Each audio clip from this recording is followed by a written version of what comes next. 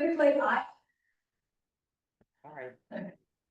I have done these with Bishop Mike, but Bishop Mike is transitioning out of the role, and so I will be leading the exit interview, and then I will bring someone with me who that used to be me. I kind of have to replace myself, is what I'm saying.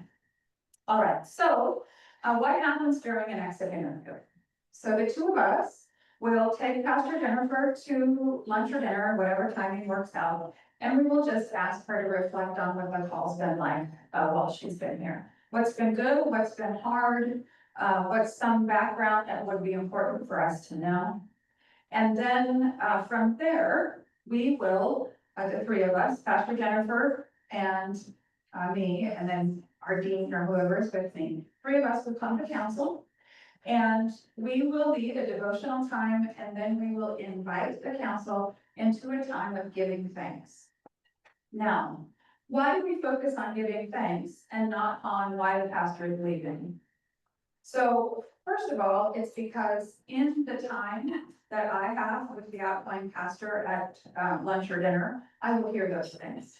Okay, but the pastor has already given her resignation. This decision has already been made. We're not going to sway her one way or the other. She has told me that she has a great deal of peace about her decision to move back near her family. And we have to pay attention to that.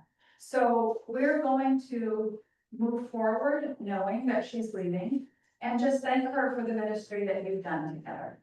It didn't last as long as we hoped it would. This is coming as a surprise to some of us.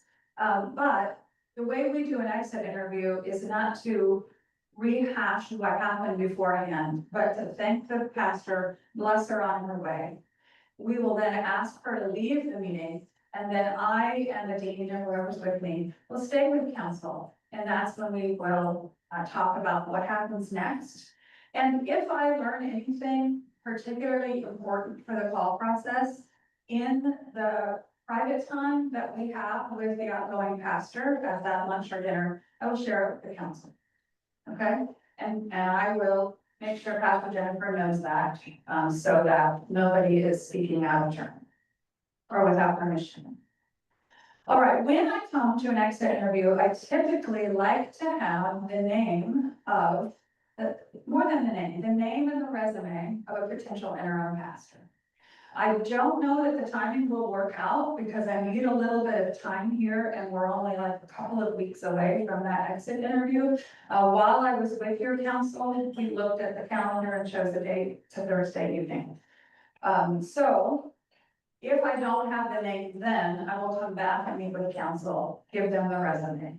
So the way that a church works with an interim pastor, some of you know this because you've been through this before, but just as a reminder, the Synod makes the recommendation and we say, if we could choose your interim, here's who we would choose, but it is not our choice. The choice belongs to the council. And so we will invite the council to have a conversation with that interim, to meet with them face to face, to talk with the interim about what is needed during this interim time, what the gifts are here, what gifts you hope the interim will bring. So council will do all of that, and then at the end of that time, they will decide whether to contract with that interim or not. If they do, I help them write a contract. If they don't, they come back to me and say, we need another name. And then there's a period of waiting until I can get someone else. And then we do the same process until you find a good fit. Okay. Interims typically stay for about a year. Or I should say, their contract, their initial contract is about 1 year long. And the reason why we're comfortable with this is because our template, our example of a contract for an interim includes a 2-week out clause. And this was the case with any interim you had. Pastor Mandy was this way, Pastor Blaine was this way. The 2-week out clause says that any of the 3 parties, the bishop's office, the pastor, the interim pastor, or the congregation, and that's represented through the council, may break the contract with 2 weeks notice. And this is in there because we're asking you to contract with someone that you don't know. You don't know how this is going to work. The Senate feels like this person has the right gifts for it, but they could get in and the Senate realize that's not a good fit, and so we might pull them. Or the congregation might say this isn't working, and so that's why that 2-week out clause is there, okay? Now, I do want to remind you, some of you may have heard me talk about this before, that we are in a time of a clergy shortage in our denomination. That's not unlike other denominations. I was just with Methodists in Louisiana at their annual conference this week on Thursday, and they were saying the same thing. So it's not just us. But I say this to say, when you decide you might need another interim, you just have to realize there may be some time before we find another one to contract with. Okay, this stuff doesn't happen as quickly as we'd like it, because pastors now have a lot more say in where they go and what they're open to considering. All right? Okay. After the interim starts, I like to recommend a good 2 to 3 months before the call committee begins, so that the interim can get a sense of who's who and what's what programs are going on, what's needed staffing wise, what's the direction and the mission of the church, so that the interim can also be helpful to the call committee. I know there will be a number of people who want the call committee to start this week, and I recommend against that. But again, I remind you that the bishop and the bishop's staff are here to accompany you. We make recommendations, we guide, we accompany. We cannot tell you what to do. We do not have papal law. So if you choose to do things your own way, we will still accompany you. But my hope is that we can use a process that has really involved us in the past. All right? What questions now can I answer? And how do we want to do questions? Do you have, are you coming to the microphone? Are you going to give us an example of the thing? I just didn't make this available. Okay. If you have a question, would you raise your hand, and Jean and Alice will bring you the mic. I think they have to, I think they probably should set some ground rules, so, like, once you have all done. Yeah, I think that. Yeah, for sure, so we may have to, one night, but this one's a little spotty, so. It's on the bottom, yeah, you might have to turn that one off. And now, there we go. So we're gonna allow one person to speak and then not speak again until others have had a chance to speak. Please speak into the microphone. And again, let's allow Pastor Tracey to answer the question before we maybe go forward. And then if we do have paper and pens, so that if all of your questions don't get answered, we will hand out paper and pens so that we can get those to her or to whomever to pass those out. Sounds fair? Okay, so I will start running around with the mic. Here we go. I know we're not supposed to talk about history. Mhm. And we all love Pastor Mandy. The last process took 2 years. I don't think we're an unhealthy congregation. You expect, was that extraordinary to take 2 years in a healthy congregation? Do you think this could end up taking 2 years? I think I have to. You have to turn yours off before I turn mine on. It is. All right, look at that. No, there it is. Right. Okay, so, is it unusual that this process took 2 years? We had Pastor Mandy in place for a while before we began the call committee. So the call committee itself did not take 2 years. I think we should clarify that. And Pastor Mandy did an excellent job. And remind me, was he here during your strategic planning process, or did he come afterwards? Using Pastor Dwayne and Pastor Mandy. No, Dwayne was there, Mandy was there for the strategic planning. Mandy was there for the strategic Yes. planning process. Yes, okay, that was my question. And so you all had set some priorities for him as your interim that you wanted him to get through before the call committee began. And, the call committee really needs to know what was the outcome of the strategic planning so that we can call a pastor with the gifts for that. So that was part of the reason for the timeline. But I want you to hear me say this, and it sounds like I'm evading the question, and I'm really not. I'm giving you the most faithful response that I have, okay? I do not know how long this process will take. Nobody knows. And that is not a price the king thing. That is it takes a while to call a pastor and to do it well thing. When I am recruiting, because remember, I still have responsibility for call processes in our Senate right now, until I replace myself. We are working with 25 congregations right now that are in some form of the call process. Not all of those are ready to interview. But not only did your call process come open this last week, but the week prior, First in Galveston's associate pastor resigned, and she has taken a call to global mission in Tokyo. So things have been happening around the synod, popping up here and there.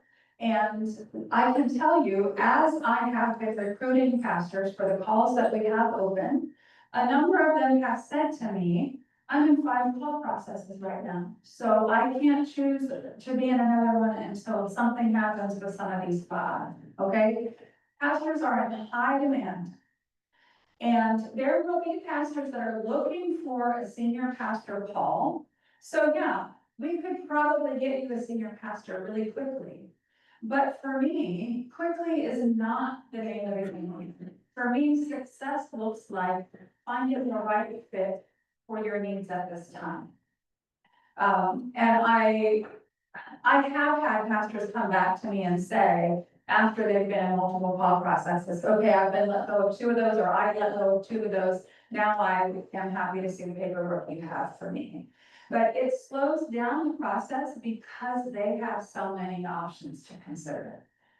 This is not my favorite language, but I find it helpful. It is a pastor's market right now. So they're not gonna go where there's been conflict, they're not gonna go where they're not gonna be paid guidelines, they're not gonna go where they're gonna have to argue about health insurance.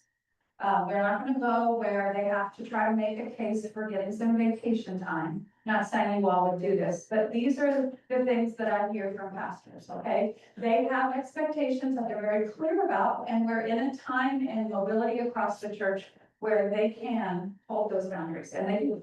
So it will take time. How long will it take? I do not know. But the one time in question I can answer is I would recommend you contract with your interim for a year. Okay? Another question?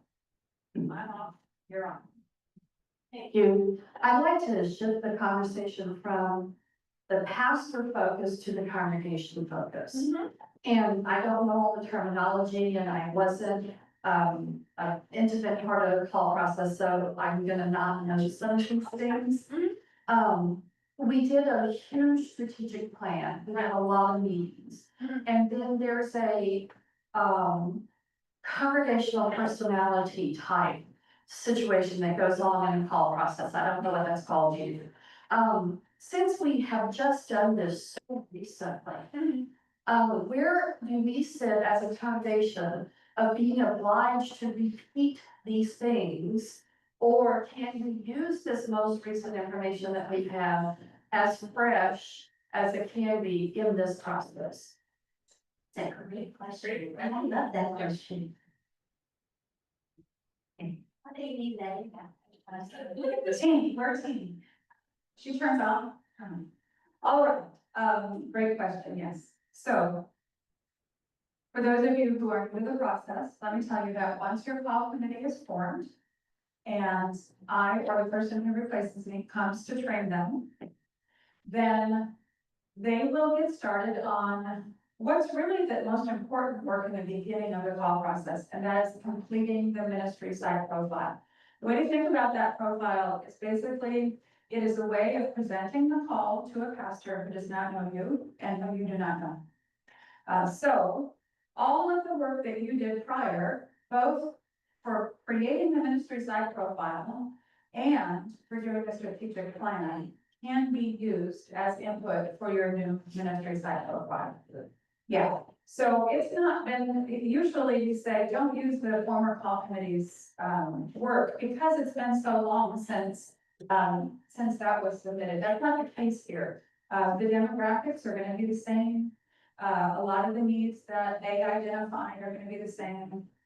I will say that while I was here Tuesday, I picked up on a few things that I think will be good for an interim to have time to walk through and to process and to accompany you in. I think one of the things is staffing. You have an excellent staff, you really do. But I think some of the staff are feeling pulled in a number of different directions. And so I think it would be helpful for your interim to sit with staff and to say, what are your job descriptions? What are you actually doing? How does that match your job description or not? And then once all of that is determined, then the question will be, what gifts are not here that we need? Or how are we using people's time or not using people's time? And that's a big deal. You want your new pastor to walk into a staff situation that's healthy and vibrant, where everybody knows what they're called to do. So I would say your interim should spend some time on that. I also think that your interim needs to know from you as a congregation, as far as strategic planning goes, what's happening with the West Campus. So I've heard a number of opinions or directions about this. I have talked with some laity here who have some great ideas of what could happen over at the West Campus. And even some potential community partners that will be interested in working or doing ministry over there, which is great. But when we did the call process initially, we wanted a pastor who was a mission developer, who was going to be the one to do what happens over there at the West Campus. So I think from Pastor Jennifer's view, because she's trained as a mission developer, what a mission developer does is they go into the neighborhood and talk to people in the community, and they find out what's already happening and what's needed, what's not happening. But I think there have been a number of people who want to go ahead and say, we've got these community partners coming to us, we want stuff happening over there. So maybe this time it's not a mission developer that you need, but more of an admin to oversee everything that's happening, and then the lay people just move ahead with that vision if that's what you want. I think not everybody is on the same page there, because I've heard a number of expectations and thoughts about that campus. And so I think you don't want to go into a call process without knowing what your new senior pastor's relationship with that campus needs to be. Okay, so yes, use the profile, yes, use what you've done, but also be smart about what the next pastor is walking into and answer those questions as carefully as you can before somebody new is stepping into this, okay? Others. All right, I have a question that was handed to me, and then I have a person, and then another person. And I'm sorry to say this out loud to the person sitting in the back of the room. Oh, the choir is leaving, it's not gonna be just like, okay. The question presented is, will Pastor Mandy or Bishop Mike be eligible to be interims? I'm gonna drop that whole volume, and then I'll pass the mic. So you can answer that one. Is someone taking care of the questions that might come from our friends online? Yes, they're attentively listening right now. Okay. Oh, they're behind me, so I can just look if they put anything in chat, right? Yes. There's Okay. no questions yet. Okay, great. Okay, Pastor Mandy, Bishop Mike. I would say that we usually do not have an interim in a congregation that has served as their interim before. Because it is a new time, because your needs are different. But I've had that question 3 or 4 times posed to me through email or texting or phone calls in the last week. So I'm not unaware of what some of you may like or not like to happen. I will tell you that although I love Pastor Mandy and he is at the back of the room, he would not be our first choice because it's a new season. And so we would choose a new minister. Bishop Mike is, doing interim ministry training. He's done, one course. He has been working with a congregation in transition in Brenham, for about the last 6 months, just to kind of get his feet wet with this and to see if he would even enjoy interim ministry. He has loved it. I'm not sure exactly when he's going to be done with that one. As I think about Bishop Mike, I think he has some gifts for this place. But I am not at a point where I'm able to say whether he would be the name we would bring in. I think he is done there in July, I want to say late July. But he is our bishop through the end of August, and then my term starts September 1st, and I'm not sure what he's planning on doing with the month of August. So I can't answer for him, but I can answer for, what I said about Pastor Ming. Okay, and he did a great job, and he's been a huge support to Pastor Jennifer. So that's not to say anything negative about him, but to say it's really unusual that you would have the same interim serving again. Okay? Sure. Hi, this is not really a question for Tracey, this is just a couple of quick comments. For Judith, regarding our strategic plan. Our strategic plan was a 3-year plan, it ends in December. And so we've had a committee that's a strategic plan oversight committee meets quarterly to keep our feet to the fire, to make sure that we're doing all the things we said we were gonna do with this plan. Much of it has been accomplished, and it's gonna end in December. So I'm not sure that that's gonna be very helpful in this new call. Secondly is my comment or request for council. I understand and appreciate Tracy's comments about taking time for the interim to get to know the staff and have a lot of discernment there. But I would urge the council to right now be thinking of names for the call committee, so that we'll be ready to really go when it's time. And then and that also is related to Pastor Parker leaving. He's leaving in a year, right?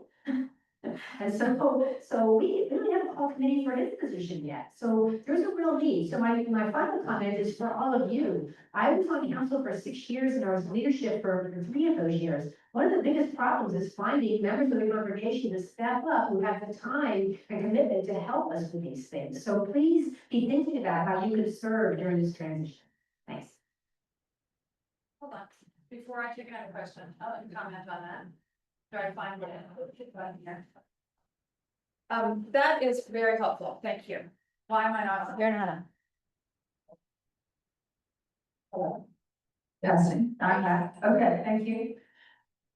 That was very helpful, thank you. So let me just kind of throw out for you, if you're in discernment about being on a call committee, that the best call committee members are those who know your congregation well. Those who have served in leadership before, make good call committee members because, you have had to make hard decisions in the past. I will say we want someone who is faithful and open-minded. So this is, Anne can tell you, Kathy can tell you, others who were on that call committee, Henry, I don't know who else is here. Is anybody else here who's on the call committee? Am I overlooking anyone? Andrea. Andrea in the back, thank you. Terry Bourne. Oh, and Terry was on the prior one, yes, thank you. Actually, I didn't see you hiding back there, Terry. All right, so, I can they could all tell you that it's really important that this be a prayerful, time together and that you begin, each time the call committee meets in prayer and devotion, and that you remember you're not relying on yourself, but what the Spirit is leading you to, okay? That's very important, and we're Lutherans for a reason. It's not by my own strength or ability, but what God does through us. And so we want people who will be attuned to that. And we also want people who come to the Spirit of open-mindedness. So if somebody comes to the council and says, I want to be on the call committee because our next senior pastor should be that. If you already know who the next senior pastor should be, you're not going to have an open mind. Okay, that's not healthy. I'm sure you're a lovely person, but you wouldn't make a good call committee member. All right, so it's important to think about this gift And also, I'll tell you, a plug for fall committee work is those who serve on fall committees become very close to each other. And they talk about it being a small group or like a Bible study or a grace group that they had a really good experience with. So it can be very enriching and it can be very good for the community. So that's my plug for fall committees.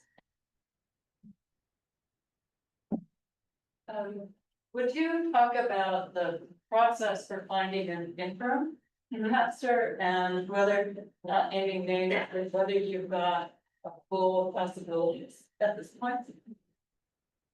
Question. I don't know if you guys heard that. Yeah, I can repeat it. Are you repeating? Yeah. Oh, okay. All right, so I'll repeat the question. Sorry, very loudly. What pool of interim pastors do we have to choose from? Have we already been looking at that? And what's the process? And what's the process? So, the process is that I do what I did Tuesday, and I spend the whole day here, and I meet with staff, and I meet with council, and I leave my door open for conversation, and I learn things. I learn a lot of things. And then I begin to look at the gifts of interim pastors who are available or who may be available down the line. And then I would visit with that person and say, would you consider being an interim for Christ the King? And here's some of the stuff they're going through right now, and here's why I think you'd be a good fit for that.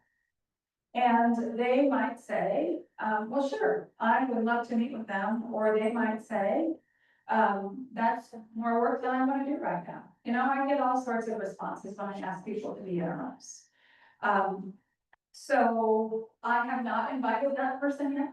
So I do not know exactly who that will be, but I have a couple of weeks to work on it because I'm not doing the exit interview until the end of the month. Right? The process for that then is we as Synod make a recommendation to council. I will bring either their rostered minister profile if their paperwork is active. If it's not, then I will ask them to provide us a resume. And they will make that available to your council.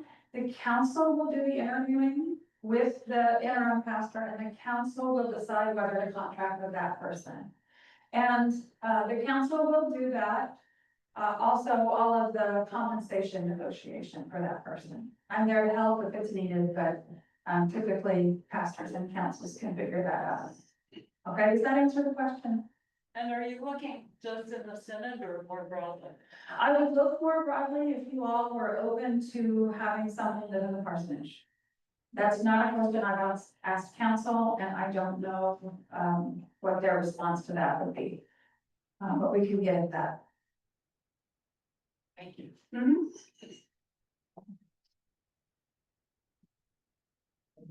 I'm not going to ask questions, but I do want to make 3 comments.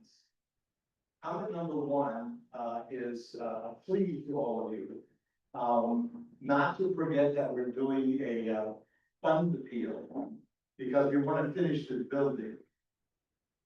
And it's important we finish this building and get it up to snuff so that the next pastor doesn't have to worry about this building. And so that you don't have to worry about this building. So we need $25,000 more. I'm just saying. And we have 2 weeks to do that.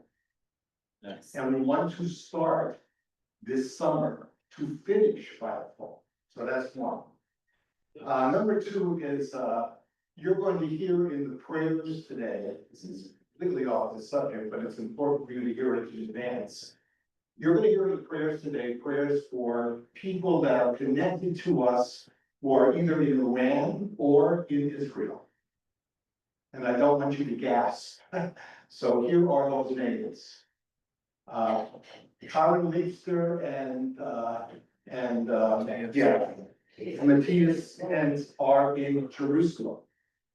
And they're working there. He's teaching there, so that's 1. The guy who's our IT guy in this place, his family is in Iran. And executive director of, Fox Society Houston, Rachel Dvorsky, has a mother and a nephew in Israel. All of them had, at one point or another in the last couple of days, been in shelters, bomb shelters. So please keep this conflict, this is not distant from us now, this is right in our midst, in your prayers as well. Just so that we don't gasp during church today. And then the third point is on this subject. One of the things I learned, well, 4 years ago, during the interim process then, was how many people had negative things to say about the whole committee. And that's the danger that we have to talk about, at least. This is not the time to blame or question or in any way abuse the members of the last fall committee. I think they did a great job. And so my plea to you is that you've heard it before from me, so I'll say it again. Don't look back and criticize. Look up. Because that's really going to be important in this next couple of years. Especially given that we're all under all kinds of other pressure now. So enough from me. Thank you. Thank you. I will say about the last fall committee, that I told you I accompanied them, they communicated really beautifully with me. Lots of help from the committees forget that I exist and start making decisions and moving ahead in the process, and then I have to get caught up. But that was not the case with this committee. I was very connected with them, very appreciative of their leadership. And they asked for my advice, which not everybody does, so that was really nice too. I experienced that situation as being spirit-led. Pastor Jennifer was the right person for the call at the time. And I think the call has changed. I really do. And it's not a fit for her anymore, and she recognizes that. And so, as Pastor Mandy said, we're not gonna look back, but we are gonna ask, what is the call like now? And what does that mean about who would be the right fit for this next season of ministry? But I also, if you remember, I also recruited Pastor Jennifer because she had the gift for this call at the time. And I believe her to be someone who's in tune to the spirit and who pays attention to that and who is being nudged to move to Houston. So a lot of us are surprised that this did not last longer than we thought it would. But I truly believe that the same spirit who called her here is nudging her back to Pennsylvania, and we have to trust that. All right, other questions? We need the mic here and here. Right here.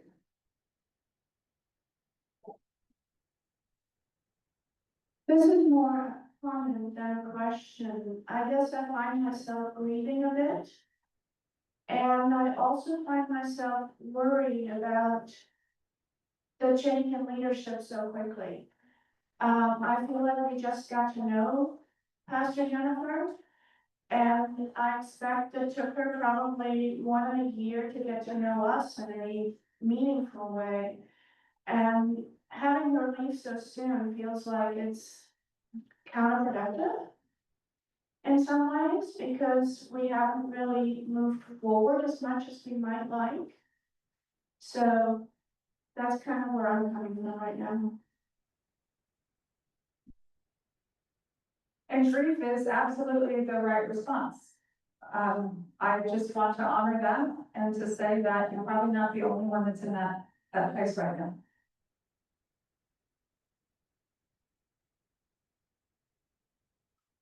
Yes, you're not the only one, this guy at your table here is also grieving because, well, look, you spent the calls completely changed in 2 years. What happened? I don't think this place has changed that much in 2 years. Something's going on that's happened over my head. What is it that's changed in 2 years? But for me, based on the conversations I've had, it has to do with the West Campus that I mentioned. Do you need someone who is a mission developer, who builds relationship in community, and who goes and does the one-on-one conversations and the work in the neighborhood to see what's needed there? Because that's what, Pastor Jennifer thought you needed her to do. But over time, there have been a number of things that have changed about that campus. One of them was that we considered a call committee. I worked with that call committee to call an associate for the West Campus. The funding turned out not to be there. And so that was actually smart that we stopped that before we called the pastor to a position that we couldn't afford. So that was unfortunate, but it was also good. But that is definitely a change. And then another one is, who makes decisions about what happens at that campus? Is it the pastor? Or is it a group of people that you have tasked to do that work? And either way is good. There's not a wrong answer to that, but I would say we're in a place now where we need to make some decisions that are different now than they were when I first worked with the call committee. Those of you on the call committee, does that feel fair to you for me to represent it that way? Yeah, I was ahead of it. Okay. I was ahead of it. That reflects them. We have some new material that we added to the state, the profile Okay. and stuff. We did updating on a lot of the documentation. I'll stand up. We did documenting on a lot of the documentation that we needed for all the paperwork.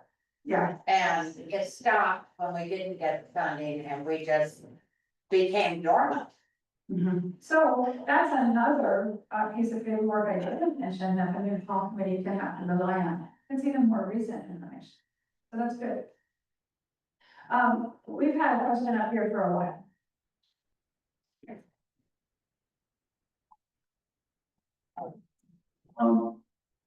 With all due respect, I disagree that we perhaps should not pick Pastor Mandy because I feel that he did an excellent job as an interim, and someone who does an excellent job deserves a chance to do that excellent job a second time.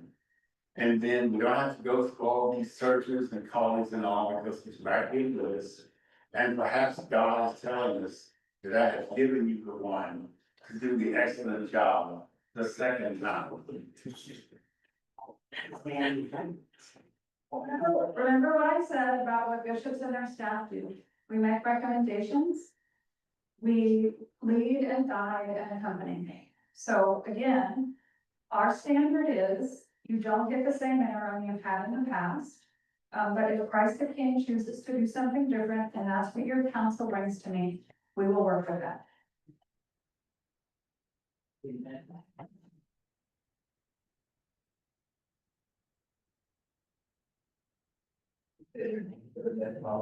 Having been on call committees in the past, are we known as a likable church that the nation's pastors are out there going, ooh, that's, or are they saying, keep me away from Houston, Texas as far as possible?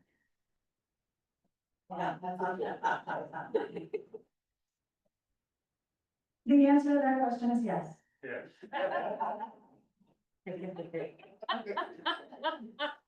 So yes, when the call was open, I had pastors reach out to me and say, I think I would be a good fit for that and I'd be interested in interviewing. And that's unusual, that people would find me before I found them doing my searching. I would say one thing that's very unique about Christ the King is you have a number of connections in academia and in the theological world. And so this is a congregation that gave recommendations to the call committee by filling out the recommendation form so that then the call committee and I vetted people who had been recommended by the congregation. That's not something that happens very much, but it is particular to this congregation because of who you are and who you know. So that makes it a very different process to work because most congregations don't have pastors to recommend. I can't remember how many of those forms we got, something like 8 maybe. So yeah, you all had some recommendations, and I want to say, this will come up again later, but I want to say that if you're in this room and you have an idea right now of someone who you think would be a good senior pastor, please don't call them. Please don't invite them to the call that's not even open yet. I'll tell you what, because we're in this clergy shortage, those of us who do mobility for bishops' offices are even more committed to being professional and to being colleagues to one another. So if you call somebody up, say, who is a teacher at a Lutheran school in Kansas, I'm making this up, and you say, hey, would you like to come be our senior pastor?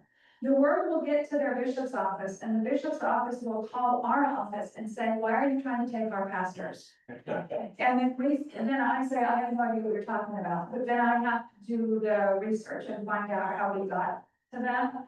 And I really, really value my colleagues in this work, so I'm asking you please not to do that. If you have a suggestion, you can bring it to me, and then when you have a chair of call committee, you can bring it to that person, okay?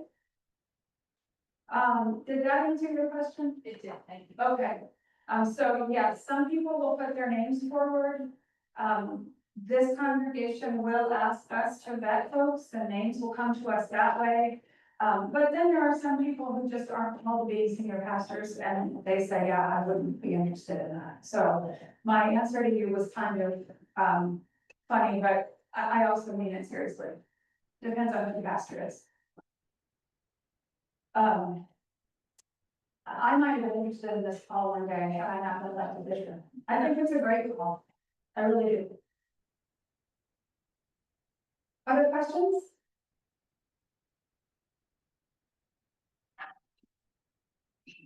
You've been left speechless. It's amazing. I've never seen this. All right. Well, again, thanks for your time today, Kathy. Yes.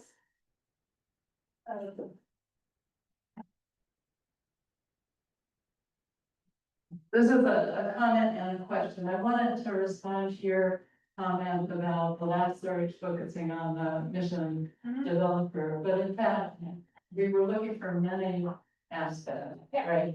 And so how important is it to be kind of thinking broad-based about the skills of the next pastor versus a more specific focus? Right.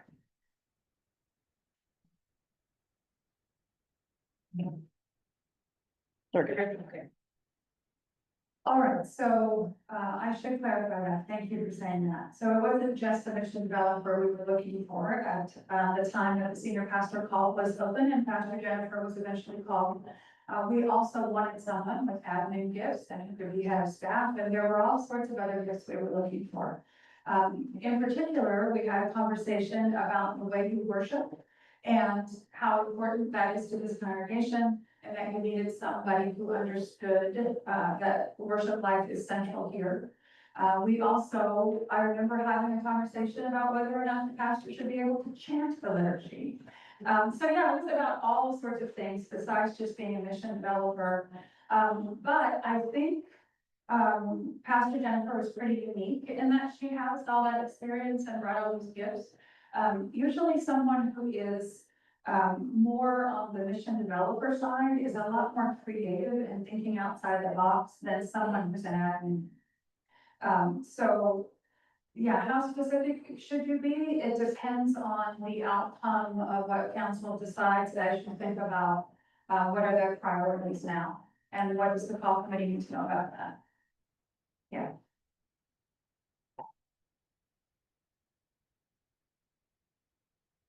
Anyone else? All right, I'm gonna lead us in a prayer and then I will hang around and I'm also going to go to 11 o'clock worship. So if you think of something afterwards, I will be here. Not during worship there, okay, Mr. Porter. All right, let's pray. Gracious God, we give you thanks for the Holy Trinity that we remember and honor and praise today in worship.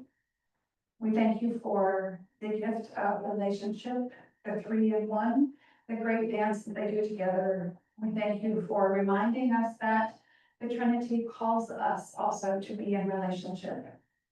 Thank you for each member of this congregation. Thank you for community partners and for leaders and for council members and volunteers, for staff and for all who use their gifts for the good of the church and for the good of all and to glorify you. We find ourselves, God, in a time of transition that we were not expecting. And with that comes all sorts of response. And so we ask that you would be with those who are grieving, be with those who are angry, be with those who need special care in this time. Help us to be those who accompany one another and who make the most of this difficult situation, trusting that your spirit is with us in it. Thank you for this conversation today, for the caring wisdom of this congregation, and for the calls that you have given each of us. Into your hands, O God, we commend this and offer whom we pray, trusting in your mercy. Amen. Amen. Thank you all. I'll be around. Yes.